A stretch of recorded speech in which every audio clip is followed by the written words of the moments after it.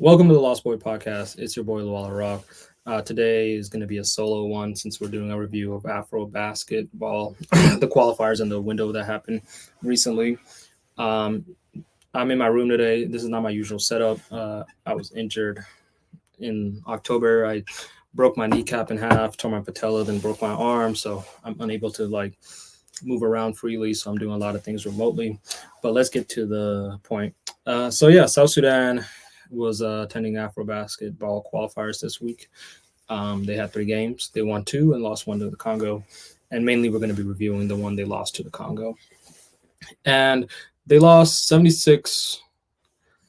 I mean, they were 60. They scored 69 points and Congo scored 76. So they lost by a few. It was a very close game. It went into overtime. Junior Madu hit a game tying 3-point shot, which ended up counting as a two, which kind of screwed us over. But nonetheless, it was a very winnable game. And South Sudan showed no excuses to lose that game.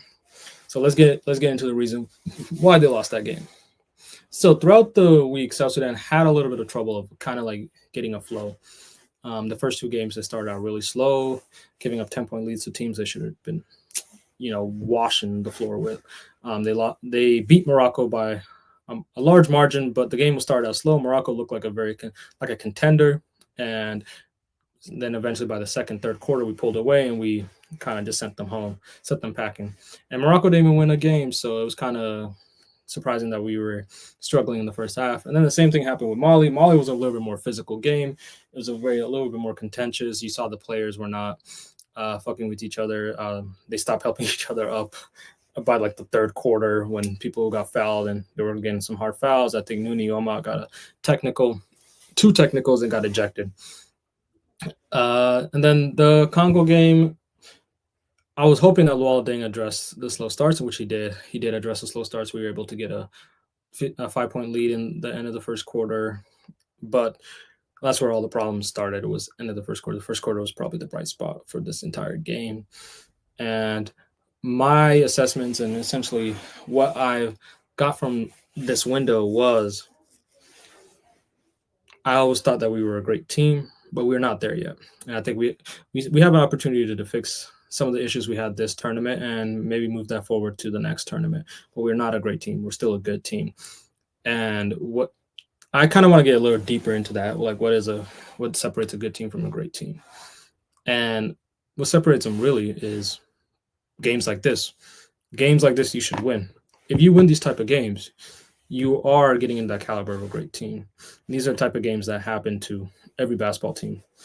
And I'll start off by explaining what the top dog effect is. And, it's an anomaly in sports. The underdog versus the top dog. It happens in the NCAA tournament. You see teams, even number one teams, get knocked off, like what happened 2 years ago with Purdue and a couple of years ago with Virginia. When you are not necessarily, not even just being ranked higher, but when you are seen as the top dog in this division, which is the Afro basketball division, you are essentially giving fuel to teams that are necessarily not that good or even on the same par as you.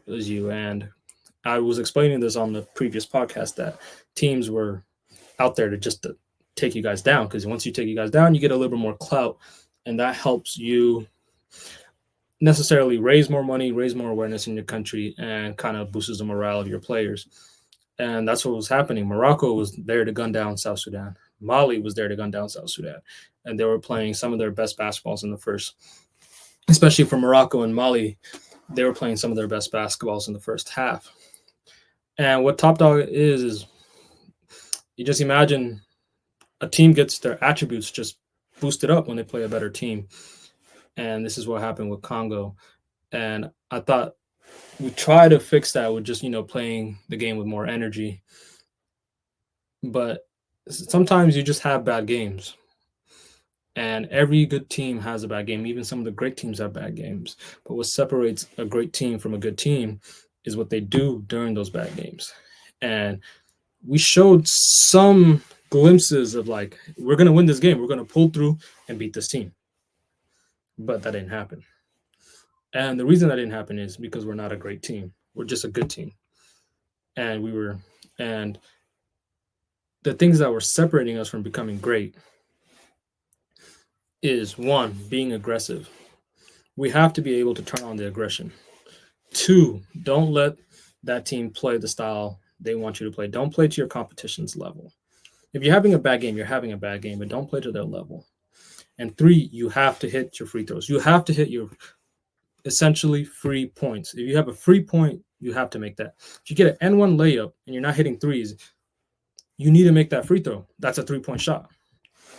If you're up three and you get fouled because they're on the bonus, you get fouled twice actually. You need to make all those. Those are 4 points you could have got that could have got the lead ballooned from 3 points to 7. Those will separate great teams from good teams. Great teams don't need to have the best shooting percentage. They don't need to outcompete the team in steals, etc., like turnovers. Like, yes, those are going to help you win if you outshoot a team and but like games where you don't shoot well, you have to win in some other way. And the other ways are going to the free throw line and making your free throws. And we didn't do that. We shot 61% from the free throw line. And at the same time, defensively, we need to get rebounds. And we need to capitalize when we get those rebounds, especially in a close game, especially when you're only up. And this is me talking more when we had the lead, not when we were down. It happens. It can happen, you know? I think we did a great job responding to us losing the lead. But we did a very poor job when we had the lead. When you have the lead, you have to push away. That's the only way. That's the only way you could prevent the top dog effect from happening. The underdog should not have a chance to get back in within the game. But when you miss your free throws, you know momentum is going to shift to them. Now they don't even have like I don't even know they don't even have the mindset to win a game. It's just more momentum is just on their side. They're just going to chuck up a shot and they're going to make it, and that's what happened. We miss 4 or 5 free throws or so. They go down the court. They shoot a contested threes and it swishes and it goes into, I believe it was Nazoza or Naganga who made that three because they were the only ones who were really doing well from the 3-point line. But like I said, those are important aspects of the game. If you want to be a great team, you have to make your free throws. They're free. They're given to you. It's a free throw. The only thing, there's no goalie like a penalty in soccer. There's no goalie preventing you. The only goalie is in your mind preventing you from making the shot. You guys are professional basketball players. You guys practice free throws every day. And you were making free throws at a decent amount, 70 to 80% throughout the tournament. So why, when you need to make these free throws, you guys were unable to do that? And you want to know why? You guys are not a great team. We're still a good team. And now we're not even the best team in Africa because we have to re-earn that spot because we lost to the Congo. And I know like this game is not going to, in the grand scheme, is not going to affect our ranking. We're still going to be 23, 20, top 20 until the end results of AfroBasket. But what this does do, it shows that we have cracks in our iron, we have vulnerability, and us being the top dog, teams are going to exploit that vulnerability, and we're going to lose out one, getting our first trophy as a national team, getting our first trophy as a country, essentially. And I don't want to miss out on that. I don't think a lot of the South Sudan fans want to miss out on that. So, what can they do? What are things Luol Deng and the Federation can address? And I think one is rotations. I think essentially having the right lineup could have changed the aspect of the game. There were certain players who are actually really good players and who deserve to be on the team, but in that type of situation, they were having bad games and should not have been on the court, especially in the final minutes. And two, we need backup point guards. We cannot go into a tournament with one true point guard. We need a few more to back him up. I know you can't play Jackson McCoy 40 minutes a game, so having him as the only sole true point guard on the team was kind of like a mistake. But given the circumstances of this is like a mid-season FIBA window, I understand. Maybe they had their foot tied, but either way, try to recruit other type of point guards that could get the team involved. And then 3, prioritize 3 and D players in the wing and shooting guard spot. Athletic 3 and D players. So players such as Dang, who should have played more in the second half of the game. Kwani was a good mix, and Cotnoy. Cotnoy had a really bad game, but yeah, going on in the future, prioritize that. Be able to space out the floor and essentially play the type of basketball that we want to play. But yeah, those are pretty much my assessment. I was gonna do a thing where I was gonna review every game, but given my circumstances, since I'm injured right now, I'm unable to just do that freely because I kind of have to have people help me set up. But yeah, that's my assessment. I'm gonna do this for pretty much every tournament that you're in, and in the future we're gonna have an actual group assessment.